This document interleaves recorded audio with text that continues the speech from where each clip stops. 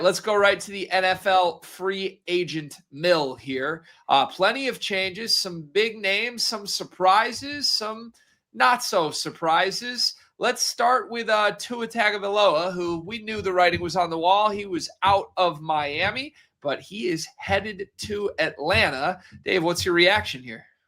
I think he might be the big winner early on, honestly. It kind of remains to be seen how this shakes out, but I mean, the Dolphins are going to eat almost $100 million in dead cap space. Obviously, I think they had to move on. So, McDaniel's gone, Tua's gone, Tyreek's gone. You're basically hitting the reset button. You have a couple key skill position players, but other than that, it's looking like a pretty big new era in Miami. But Tua needed a fresh start. I don't think there was any debate about that. And this seems like a pretty good landing spot with some great skill position players, kind of a bit of a one-for-one transition from the Waddle, A-Chain to Drake London, Bijan, sort of in the same tier of, type of player. You also get Kyle Pitts coming off the career season. 2 times Coach of the Year, Kevin Stefanski is there now. You should have the inside track to the starting job with Michael Penix's injury as he's still recovering from the ACL tear. No more cold weather games for him. I think it's a good spot for him. We have to see how well he hits the reset button, but things could have been worse for him. He could have ended up in purgatory places, and this isn't quite that. This is a division wide open. They have the longest odds at plus 390, but it's plus money all the way through there, and I think they could be a little bit of a sleeper at that spot. Might not be talking about them in that position after the draft and, come week 1. Yeah, I could see it. I wouldn't be stunned. All right, I want to talk Mike Evans next to San Francisco. This one's got my attention. I feel like the Niners can employ plenty of different names. They can employ no names, and I take them seriously as a contender, just given the way they are structured organizationally. But this is a big name. Mike Evans, after setting some records in Tampa Bay, I don't know if this is kind of the twilight portion of his career or what. I still think he can be an impact player. And man, this is the biggest name in the receiving room that we've seen in San Francisco in quite a while. No shade at Deebo Samuel or Brandon Ayuk, but Evans is a Hall of Famer, and I'm not sure they've had one of those out wide in quite a while. What are your thoughts? Yeah, same.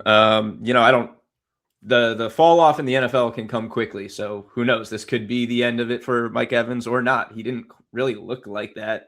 He's had his share of injuries, maybe not the best investment for the Niners after the season they just had to go to a player who missed most of the season with injuries, but they needed kind of that contested catch, aggressive, big bodied player after Kittle got hurt, and to replace the production that they didn't have at all with the ghost of Brandon Ayuk last year. So I think it's a solid move. I guess we'll see if Evans, continues that 1,000-yard production that he only missed because of injury last year, or if this is going to be kind of the final stop on the tour of the career for Mike Evans. But it's a good fit, I think, and they definitely needed, like you said, they haven't had a Hall of Fame type talent like that in quite some time. So they needed it. Yeah.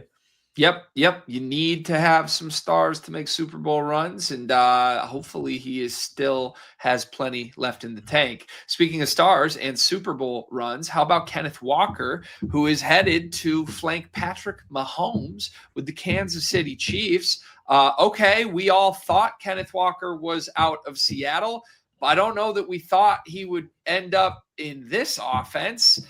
I am nervous as someone who thought the Chiefs era might be dead. I don't think this fixes all of their problems, but it's the most dynamic backfield ground game guy Mahomes has played with in his time here. What do you expect?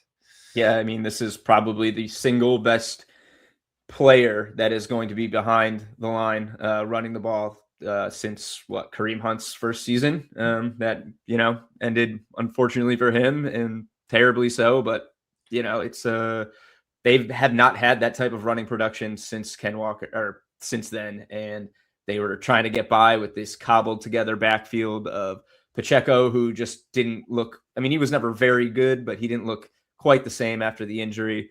Kareem Hunt, round 2 and round 3 was just plodding along, getting short yardage, not even cracking like 30, 40 rushing yards in most games. So this is the most dynamic player they've had like that in some time. Kudos to Ken Walker for parlaying that Zach Charbonnet void of an opportunity into this payday. He's now a top 5 paid back. Almost 30 million of his 43 million is guaranteed. Should be a good fit for him as long as the Chiefs, kind of shore up their other issues that they, have poked through over the past couple of years. But probably the more like eye raising, I think, of all the notifications I got to my phone, this is the one that was like, oh, wow. Like going straight from the Super Bowl to the team that's had the most Super Bowl appearances basically in the past decade. So probably a good fit, but TBD.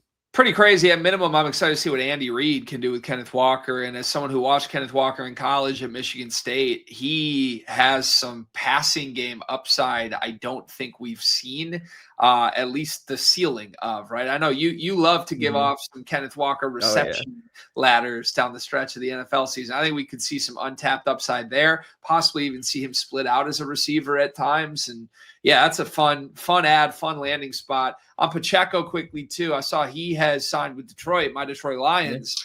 Very curious to see what he does in the David Montgomery role. I do not think he is nearly as effective as he was when he was fully healthy. If he was, I don't know that the Chiefs would be signing Le'Veon Bell right now. But I do know this. He is sort of your throwback run through 7 guys backs. And we watched David Montgomery work really well as Thunder to Jahmyr Gibbs' Lightning.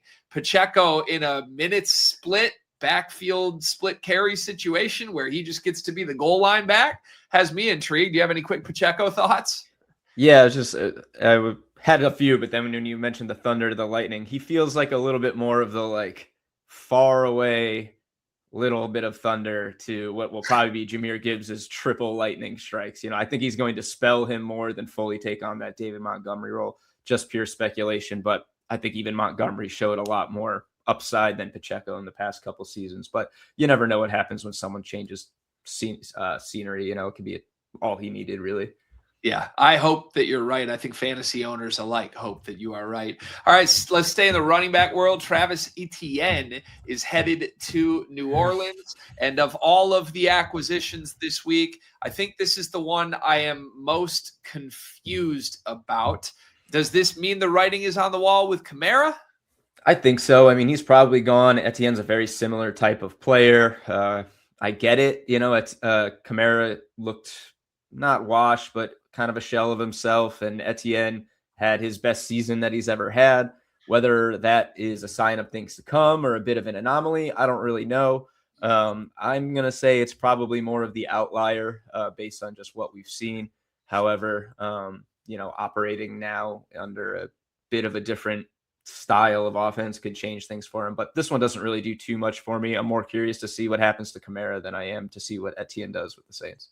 Yeah, the hard part for me is nothing about the Kamara experience, at least in the last 3 seasons, makes me want to believe it's a good fit for Etienne. I mean, if I'm Travis or his agent, outside of the paycheck, I didn't love how Kamara was used. Like, if that's the pitch, come be our Kamara. I'm just like, okay, is he watching a 3-headed backfield split carries? Is he used as a receiver more than he is a back? Like, Kamara has not had a good year in a while, and he has a lot of durability, clearly, that he's still playing at a high level. But it's been one of my least favorite positional groupings, the New Orleans backfield, in a long time. Yep. I still believe Travis Etienne is a very talented player.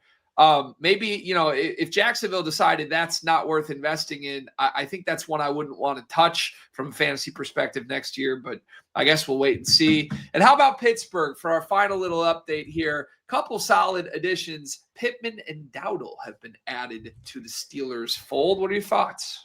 Yeah, Dowdle, Warren should make a solid 1-2 punch. Pittman's, a good receiver who, like many of the guys, maybe just needed a bit of a shakeup here. The Colts committed to Alec Pierce going forward, so he's going to be their clear number 1. And Pittman's shown a lot of upside, dealt with some injuries, some poor quarterback situations. So maybe this is what he needed. But, the quarterback situation isn't much better here. They're kind of working backwards in Pittsburgh. I feel like getting your running back and your wide receiver, and you don't know who's starting at quarterback. Also kind of interesting moves for a team that I don't think we can reasonably expect to be like contending. Even, they got on a really lucky run, I think, last year, and were handed some favors by the Ravens early on with their poor start. So I just don't think we're going to see really anything good come out of this. And it's just very Steelers to make 2 moves like in the early days of free agency and none of them be splash moves. Like, you got a running back, but not like a mind-blowing running back who is available, not even the Etienne. You went with Rico Dowdle, who had like a nice 6-game stretch, and who's a very Steelers-esque running back too. And then Michael Pittman, who is good, but like feels like he still hasn't hit his potential, or if he has, it's kind of not enough. I don't know. Yeah, no, I totally get it. It's like when Pittman's been the wide receiver 1 in Indy, they're not good. And then when he's like wide receiver 3, it's like, okay, now we're a little better. You kind of wonder what his role in all of that is. I like both these ads. I would love them if they had a competent quarterback. I mean, is Will Howard good? Are they going to draft a quarterback? Is there another move coming that we don't see? If you convince me they're going to get a quarterback I believe in, I actually think a Metcalf, Pittman, maybe Roman Wilson emerges as wide receiver 3 in the slot. That's a pretty fun room. And Dowdle at minimum is a great running back too. Obviously, I don't love Warren, so I think you're hoping Dowdle overtakes him. Who knows if he's capable or not? I totally agree with you. He's a very Pittsburgh-oriented feel to him. So, yeah, I don't know. I'm intrigued. Let's wait 3 months and see if they have answers at quarterback, Yeah. We'll see. Yeah, more moves to come too. So right, we are far from the finish line here in the NFL offseason. So, all right, there we go. There's our update for free agency week. We will continue to cover some of the bigger storylines in the NFL world as we get closer to the return of football in the fall.